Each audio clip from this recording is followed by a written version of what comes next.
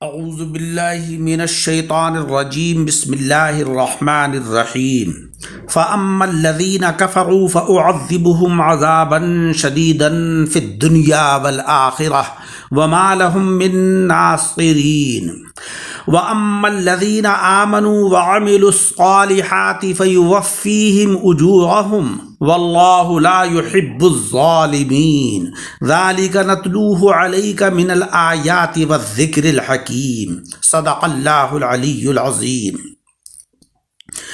حضرات اکرام، آج کے درس قرآن میں سورہ آل عمران کی 3 آیتیں تلاوت کی ہیں، آیت نمبر 56، 57 اور 58، جس میں اللہ تبارک و تعالیٰ کا ارشاد عالی ہے فَأَمَّا الَّذِينَ كَفَرُوا، وہ کہ جو کافر ہوئے انہیں دنیا اور آخرت میں سخت عذاب کروں گا اور ان کا کوئی مددگار نہیں ہوگا۔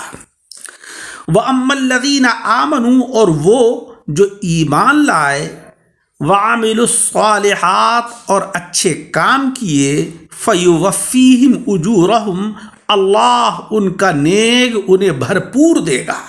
وَاللَّهُ لَا يُحِبُّ الظَّالِمِينَ، اور اللہ رب العزت ظالم کو پسند نہیں کرتا ہے۔ ذَلِكَ نَتْلُوهُ عَلَيْكَ مِنَ الْآيَاتِ وَالذِّكْرِ الْحَكِيمِ، یہ ہم تم پر پڑھتے ہیں کچھ آیتیں اور حکمت والی نصیحت۔ ہم چونکہ دنیا میں رہتے ہیں اور دنیا مثل کھیتی کے ہے، جس طریقے سے کھیت میں بھوسا اور دانہ ایک ہی کھاد اور پانی سے پیدا ہوتے ہیں، مگر کٹنے کے بعد دانے کی جگہ اور ہوتی ہے اور بھوسے کی جگہ اور۔ دوسری، ایسے ہی دنیا میں کفار اور مؤمن یہاں کی نعمتوں سے عام فائدہ حاصل کر رہے ہیں، اللہ کی نعمتیں عام ہیں، منکرین بھی فوائد حاصل کر رہے ہیں اور ایمان والے بھی فوائد حاصل کر رہے ہیں، مگر قیامت کا دن گویا اس کھیت کے کٹنے کا دن ہوگا، جس کے بعد ایمان والوں کی جگہ جنت ہوگی اور منکرین کی جگہ دوزخ ہوگی۔ حضرات صوفیاء کرام کے نزدیک منکرین کا مقام قلب سے محروم رہنا ہے۔ قلب سلیم اللہ تبارک و تعالیٰ کی جانب سے بہت بڑا عطیہ ہے، اور منکرین جو ہیں وہ اس قلب سلیم سے محروم رہتے ہیں اور اپنی بدعملی کے اندر وہ پھنسے رہتے ہیں۔ جب انسان کا قلب حقائق کو تسلیم کرنے کو تیار نہیں تو بھلا وہ عمل کیسے کرے گا؟ لہذا بدعملی کے اندر وہ مبتلا رہتا ہے۔ اللہ تبارک و تعالیٰ سے محجوب رہنا یہ سخت عذاب ہے، لیکن وہ لوگ کہ جو ایمان شہودی رکھیں اور ہر طرح نفس کا تزکیہ اور تصفیہ کریں اور نیک کام سے اسے آراستہ کریں اور نفس کے مقابلے میں قلب کو توجہ الی اللہ میں امداد دیں، تو اللہ تبارک و تعالیٰ انہیں قدسی انوار اور روحانی اشراق سے پورا حصہ عطا فرمائے گا۔ رب تبارک و تعالیٰ ظالم یعنی اعمال کے اندر کوتاہی کر کے اجر میں کمی کرنے والوں کو دوست نہیں رکھتا ہے۔ ہم تو ظالم صرف اس کو سمجھتے ہیں کہ جو کسی کو ستاتا ہو، مگر حقیقت میں ظلم کی تعریف ہے، یہ ہے وضع الشیء علی غیر محلہ، چیز کو اس کے غیر مناسب مقام کے اندر رکھنا، یہ ظلم ہے۔ مثلا عبادات اور ریاضات کا وقت ہے اور ہم دنیا کے کاموں میں لگے ہوئے ہیں، یہ ظلم ہے۔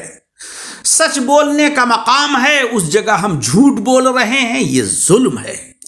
اسی طریقے سے ہر وہ کام کے جو نیک ہے اس کی جگہ برا کام کرنا، یہ ظلم ہے۔ یہاں پر کامل مؤمن وہ ہے کہ جس کے لیے دنیا رب تبارک و تعالیٰ سے حجاب نہ بچ جائے۔ آج ہماری کیفیت یہی ہے کہ ہم دنیا کے جھمیلوں میں ایسے مصروف ہیں کہ اللہ تبارک و تعالیٰ کی ذات اور صفات کو پہچاننے اور اس کا عرفان حاصل کرنے کی ہمیں ذرا سی فرصت ملنے کو تیار نہیں۔ لہذا یہ بڑے ظلم کی بات ہے۔ ہر شخص کو اللہ تبارک و تعالیٰ سے قدرتی عشق ہونا چاہیے، اور عاشق کے لیے محبوب کا وصال انتہائی کامیابی ہے، اور محبوب سے محجوبی یہ انتہائی ناکامی ہے۔ دنیاوی الجھنوں میں پھنس کر مولا رب العزت کے عشق کا ظہور نہیں ہوتا۔ قیامت کے دن آتش عشق انتہائی جوش پر ہوگی، پھر وہ رب تبارک و تعالیٰ سے محجوب رہے گا۔ اس وقت کی تکلیف ناقابل برداشت ہوگی۔ اللہ رب العزت فرماتا ہے لا ينظر الیہم، اللہ تبارک و تعالیٰ منکرین کو دیکھے گا بھی نہیں۔ یہ نہ دیکھنا جہنم کے عذاب سے سخت تر ہوگا۔ یعنی اللہ تبارک و تعالیٰ کا توجہ رحمت سے کسی کو نہ دیکھنا یہ مولا کا عذاب ہے۔ دنیاوی عذاب جو ہے وہ یہاں کی الجھنیں ہیں، اور اخروی عذاب دیدار الہی سے محرومی ہے۔ مومن کے لیے پورا اجر یہ ہے کہ دنیا میں اللہ تبارک و تعالیٰ کی یاد سے محروم نہ رہے، اور آخرت میں مولا تبارک و تعالیٰ کے دیدار سے محجوب نہ ہو۔ لہذا دنیا کے اندر جب تک رہے تو وہ اللہ تبارک و تعالیٰ کی عبادت و ریاضت میں مصروف رہے، اور آخرت میں اللہ جل شانہ و عم نوالہ کا دیدار نصیب ہو، اللہ کی رحمتیں نصیب ہوں۔ یہ بڑی کامیابی ہے۔ حضرات خاصان الہی فرماتے ہیں کہ ایمان شہودی بھی ہوتا ہے اور بالغیب بھی ہوتا ہے۔ ہم دنیا میں آنے سے پہلے ایمان شہودی رکھتے تھے۔